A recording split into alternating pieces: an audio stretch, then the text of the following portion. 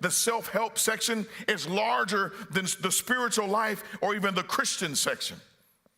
Why? Because we don't like to be told what to do. Humans, we love options. We love another alternative. We love a detour, if you will, as long as it doesn't impress against our flesh. And so here it is. Paul is saying, no, we had to obey this deal. We had to obey it. Religious law, it argues, am I good enough? Am I a good enough Christian? That's what the law kind of brings forth. Am I a good enough Christian? Have you ever asked that question? Am I a good enough student? Am I a good enough mother, grandmother, grandfather, father? I want to be successful as a businessman or businesswoman. I mean, I find my identity. These are things I seek, or I've become cocooned, if you will, within, not free because of the work of Jesus Christ. But Paul is saying, hey, look, you died to the law. When? Why? Because the law has died and it lost its power because of Jesus Christ. So therefore, it's like marriage. So the question now is this: at what point, when is good enough? If the law argues and wants us to press the button of I got to be good enough or seek approval for or acceptance, this is the logical thing Paul is arguing. When is good actually good enough? It's not. It's amazing, because the importance of the understanding the gospel is just this. He says, for a married woman is bound by law to her husband while he lives. It's a covenant. He starts with the woman, but, this applies to the man as well. For a married woman is bound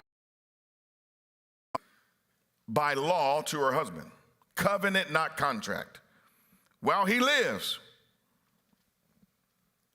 It once said that a guy was on an airplane and he was sitting next to somebody, and they looked over and they said, man, your ring, is that your ring finger? He said, yeah. And the individual said, well, you got it on the wrong finger. He said, I think I married the wrong person. Amen. So, marriage is interesting. Marriage can be interesting. For those that are married, it's a blessing from the Lord. It really is. And I know many of us in this room, your spouses have gone on to be with the Lord, so I want to be sensitive.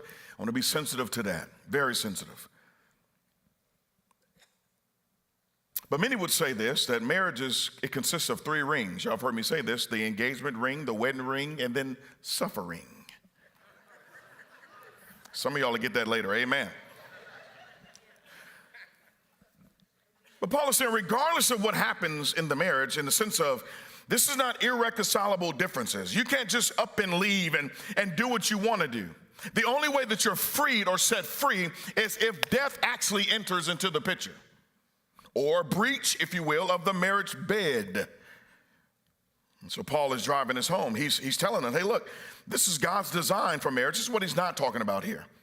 God is for marriage. And by the way, God's first option, if someone is ready to actually have a divorce, I know there's some crazy things that people bring to the table. We hear it all the day long. But let me tell you something. God's first option is always reconciliation.